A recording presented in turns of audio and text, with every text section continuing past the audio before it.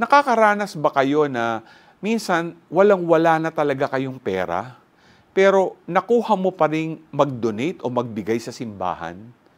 Katulad nung poor widow sa gospel natin ngayong araw. As Jesus observed how the crowd put money in the treasury, napansin niya ang poor widow na naglagay ng 2 coins, habang ang ibang mayayaman ay sobra-sobra ang inilagay.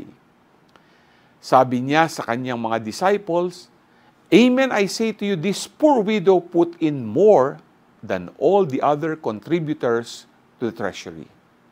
For they have all contributed from their surplus wealth, but she, from her poverty, has contributed all she had, her whole livelihood."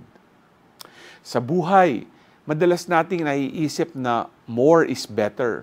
Pero palagi nating tandaan na the quality of what we give is more important than its quantity. G ka ba?